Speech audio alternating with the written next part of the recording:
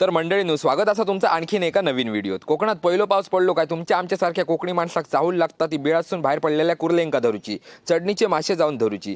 तर तसाच मंडळींनो, दरवर्षी पावसाच्या दिवसांनी आमचा दर्याराजा रौद्ररूप घेता आणि त्यामुळेच 1 जून ते 1 ऑगस्ट या कालावधी दरम्यान आमचा मासेमारीचा व्यवसाय बंद असता। पण यंदाच्या वर्षी अधिक मास आणि पावसाची उशिरा हजेरी लागल्यामुळे शासनाकडून 15 दिवसांचा कालावधी वाढवलो गेलो हा, म्हणजेच 15 ऑगस्ट 2026 पर्यंत मासेमारी करूच्यासाठी दर्यात जाऊक मिळायचं नाही। मगेन या दिवसात आमचं कोळी बांधव समुद्राक लागा नसलेल्या या खाडीतले ताजे ताजे मासे आणि कुर्ले धरून आपलो उदरनिर्वाह करता आणि याच खाडीतल्या ताज्या माशांची मेजवानी आज आमच्या घरात तयार जाय होती। चला तर बघूया। पहाटेच्या सुमाराक जाऊन माझ्या भावाशीन खाडीसून ताजे ताजे हे मासे आणलेले दिसाक तर मस्तच फ्रेश दिसा होते। आवशीन तर आधीच सूर्यक मस्तपैकी धार काढून ठेवलेल्यान।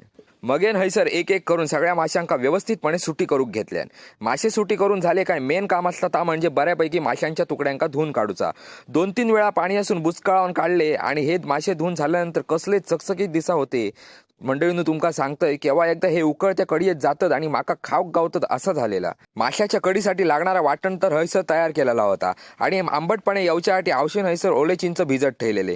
मगेन आवशीन कढीच्या वाटपात मासे घातल्यान, उकळी येवच्यासाठी त्याका गॅसवर ठेवल्यान आणि मंडळींनो, जशी उकळ फुटाक सुरुवात झाली तसं जो काय कढीयेचो वास सुटलो, आहा हा, काय सांगतलंय तुमका, एकदम भारीच। आणि हे मासे बघून तर भारीच वाटा होता। कढीयेचो उकळ फुटलो तो बघून क्षणाचाही विलंब न करता आवशीन सगळ्यांका जेवण वाढूक घेतल्यान। माझा जेवण पुढे दिला तसो मी फणफणीत गरम असलेल्या कढईतल्या माशाक हात घातलं आणि माशाचो फ्रेशनेस बघा, अगदी तसोच्या तसो। मगेन काय माकारावाक काय जमांग नाही, घेतलं एक घास आणि जेवक सुरुवात केलं। चला तर आता भेटूया पुढच्या व्हिडिओत।